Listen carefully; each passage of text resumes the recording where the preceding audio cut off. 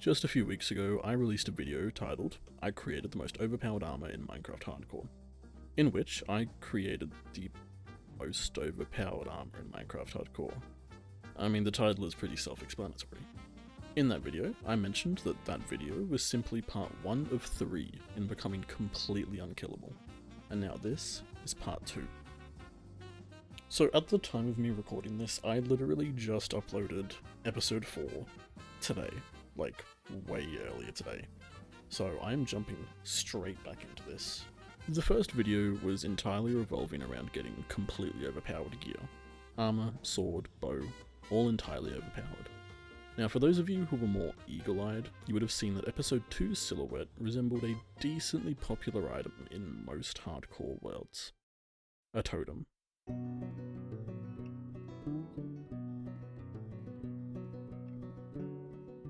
Now, totems are essential to nearly all hardcore runs, unless banned or otherwise not used.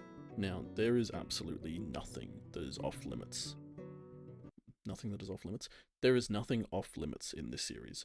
All farms, any items, bugs, glitches, nearly everything is allowed. Now, by far the easiest way to get a consistent amount of totems is a raid farm.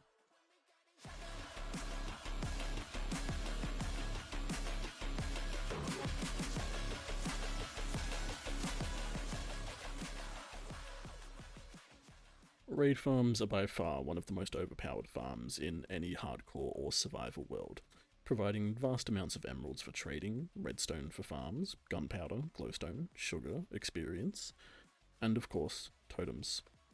Raid farms enable absolute muppets like myself with zero survival instincts to live far beyond what the universe had intended for me.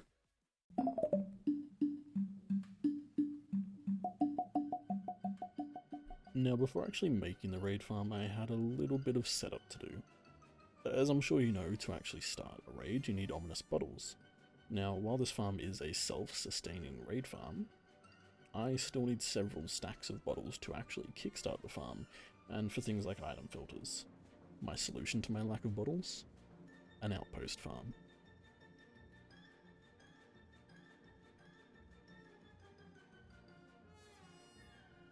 Now, this nifty little outpost farm, designed by Zintux, uses the raid mechanic itself to bypass the mob cap and enable more and more pillagers to spawn. Then, by forcing them to pick up an ominous banner, I can get more and more ominous bottles, with this farm making a grand total of 2,300 ominous bottles per hour. Now, for the insanely small amount of effort needed to make this farm, the output is actually just wild. I mean, this took me less than 10 minutes to build, and as far as I know, it's the fastest ominous bottle farm available. Edge. Have you ever been on an edging streak? Edge. Now, with the ominous bottle farm built and AFK'd at, all I now needed to do was gather the materials for the raid farm. If only I'd made a bunch of redstone farms to gather all the different redstone components. Anyway, you know, for the complexity and usefulness of raid farms, especially this self-sustaining one, the material list was actually surprisingly short. It shouldn't be too bad. Not easy, not horrible. So, yeah, let me get to it.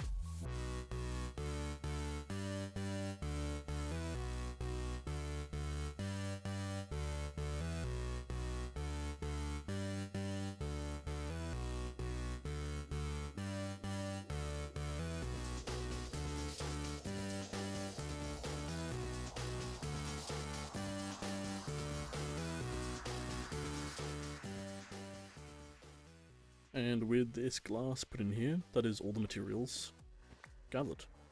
That only took like 40 minutes to get all these. So not bad actually. Having all those farms and all the materials left over from the farms is definitely a huge help. And with all of the materials gathered, all that was needed was to find a suitable place to build the farm and get to actually constructing this thing.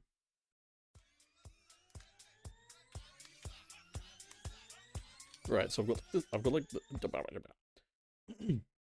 right, so I've got the sub-chunk alignment set up because this farm is very particular about where it needs to be placed.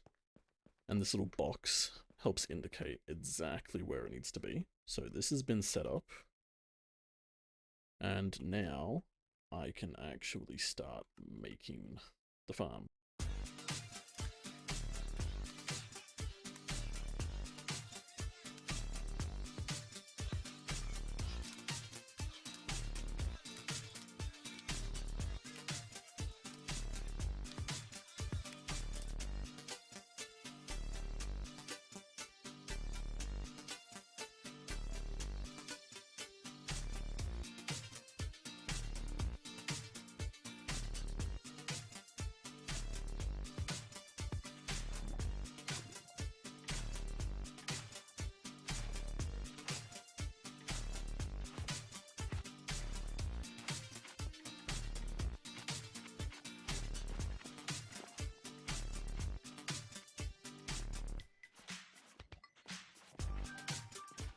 Now with the build actually done, I thought that that would be the hard part over.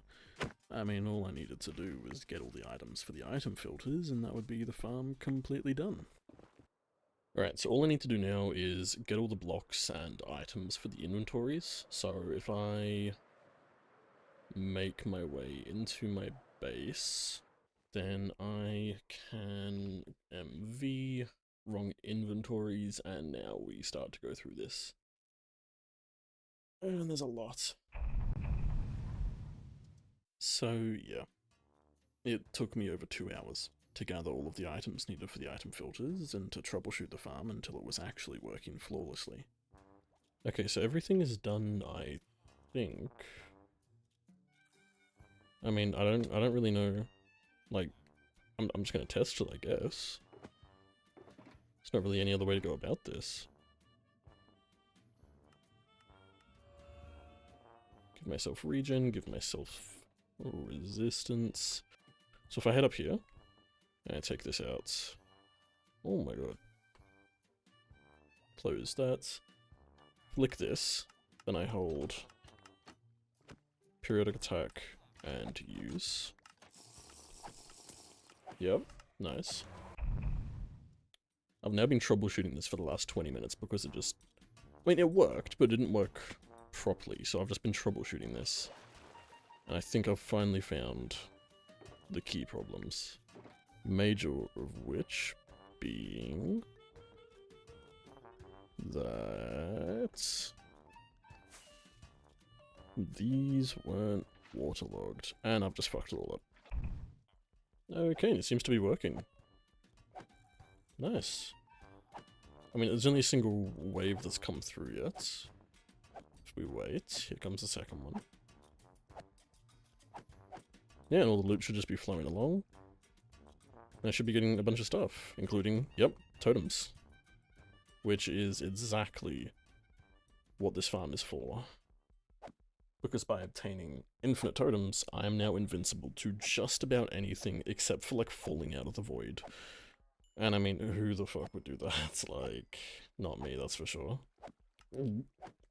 And with the raid farm now working, and an infinite supply of totems, emeralds, and redstone flowing into my greasy little mitts, that symbolizes the second part of becoming completely unkillable, now complete.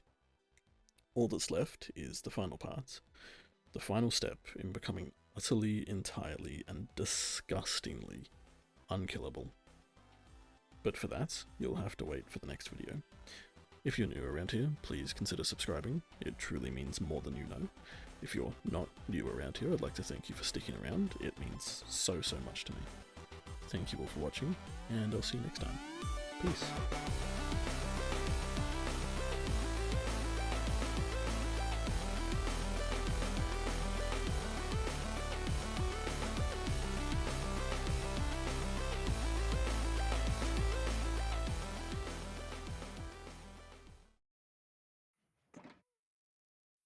Sorry, the laptop threw me off. The laptop's that strong? Go! How's the laptop that strong? It threw you off? Threw you off where? Are you okay? I hate you. So sorry.